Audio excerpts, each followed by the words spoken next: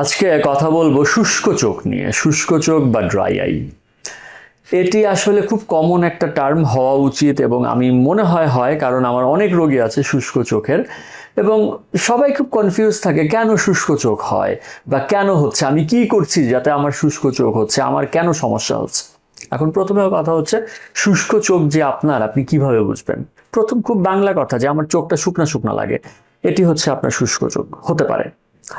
এরপরে অনেকের দেখা যাচ্ছে চোখে কাটা কাটা লাগে বা চোখটা টানে ভেতর দিয়ে, অথবা মাঝে মধ্যেই চোখটা লাল হয়ে যায়, বা হচ্ছে চোখে দেখা যায় যে পলক ফেললে মনে হয় যে চোখের পাতার ভেতরে কিছু রয়ে গেছে। এগুলোও কিন্তু শুষ্ক চোখের একটি লক্ষণ।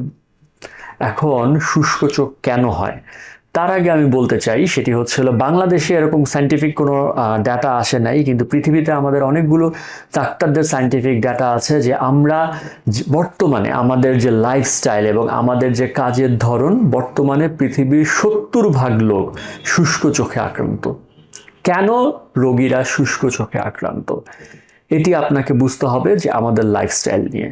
সেটি হচ্ছে আমাদের কি আছে, আমরা সবসময় মোবাইল ইউজ করি, আমাদের এখন ল্যাপটপ, ডেস্কটপ বা কম্পিউটারের কাজ বেড়েছে।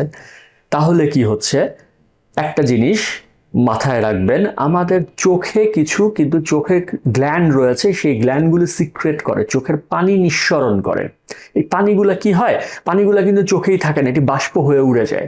এখন বাষ্প হয়ে যখন উড়ে যায় তখন কিন্তু কি হচ্ছে, চোখটা ব্লিঙ্ক করে। আমাদের দেখবেন আপনি একদম স্বাভাবিক প্রসিডিউরে আপনি কিন্তু একদম এভাবে চোখের পলক না ফেলে তাকিয়ে থাকতে পারবেন না। চোখ মানব দেহের স্বাভাবিক প্রক্রিয়ায় 20 থেকে 25 বার অথবা 15 থেকে 20 বার পলক ফেলে। এখন আমি যখন সারাক্ষণ কম্পিউটারে কাজ করি, সারাক্ষণ মোবাইল দেখি, সারাক্ষণ টিভি দেখি, তখন আমাদের বডিরই রিফ্লেক্স মেকানিজমে এই যে 20 বার নর্মাল পলক ফেলে, সেই পলকটা হয় 2 বার বা 3 বার হয়। এখন 2 বার 3 বার হওয়াতে কি হচ্ছে, চোখের যে গ্ল্যান্ড রয়েছে সেটির গ্ল্যান্ড কিন্তু স্বাভাবিক কাজ করছে, কিন্তু পানিটা তো বাষ্প হয়ে চলে যাচ্ছে। তাতে কি হচ্ছে, আপনার শুষ্ক চোখ ডেভেলপ করছে। আবার দেখবেন যেটা হচ্ছে যে যারা বর্তমানে, আমার এই রুমেও এসি রয়েছে, কিন্তু যারা বর্তমানে ম্যাক্সিমাম জায়গায় এসি রয়েছে, এসি কি করে, এসিও কিন্তু পানিটা টানে, সো চোখ থেকে পানিটা চলে যাচ্ছে। তার মানে কি হচ্ছে, আপনার চোখটা শুষ্ক হয়ে যাচ্ছে। তাহলে কোনো রোগের কারণে আপনার শুষ্ক চোখ হওয়ার সম্ভাবনা যতটুকু আছে, আমাদের দৈনন্দিন এবং স্বাভাবিক কাজকর্মের কারণেই কিন্তু শুষ্কতাটা হয় আমাদের চোখে। এজন্যই কিন্তু ড্রাইনেসে আমরা ভুগি এবং অনেক রোগী আসেন এখন ড্রাইনেস নিয়ে, চোখের ড্রাইনেস নিয়ে। এটি গেল হচ্ছে স্বাভাবিক প্রক্রিয়া। আরও কিছু কারণ রয়েছে, যাদের রিমাটয়েড আর্থ্রাইটিস রয়েছে বা বাতের সমস্যা রয়েছে, তাদের কিন্তু চোখ প্রাইমারি অর্গান না, তাদের হচ্ছে এই বাতের সমস্যার কারণেও কিন্তু শুষ্ক চোখ হয়, সেটি অন্য পার্ট। সেটিতে কিন্তু শুধুমাত্র আপনি চোখের ট্রিটমেন্ট করলে আপনার শুষ্ক চোখ সমস্যা যাবে না, এটাতে আপনার বাতের সমস্যা চিকিৎসা করতে হবে, রিমাটোলজিস্টের কাছে যেতে হবে, সেটি নিয়ে আমি পরে কথা বলবো। তাহলে হচ্ছে কি, আমাদের জীবনযাত্রার কারণে কিন্তু আমাদের শুষ্ক চোখ হচ্ছে। এখন অনেকেই প্রশ্ন করেন যে এই যে শুষ্ক চোখ, এটা কি আমার ভালো হবে না? দেখুন, ঘটনা হচ্ছে যে শুষ্ক চোখ যে ভালো হবে, আমরা তো আমাদের লাইফস্টাইলটা চেঞ্জ করছি না। সো আমি আমার রোগীদেরকে বলি যে শুষ্ক চোখ যাদের থাকে বা ড্রাইনেস যাদের থাকে, আপনার ড্রাইনেসটা কন্ট্রোলে রাখতে হবে।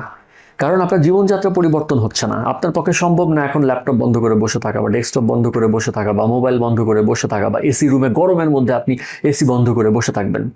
তাহলে কি হচ্ছে, আপনাকে কিছু মেজার নিতে হবে, কিছু ট্রিটমেন্ট নিতে হবে। সেই ট্রিটমেন্টগুলো কি, কিছু ড্রপ নিতে হবে, তারপরে হচ্ছে কিছু অ্যাডভাইস আছে, যেমন আমি আমার রোগীদের বলি হচ্ছে গরম শেক দেওয়ার জন্য।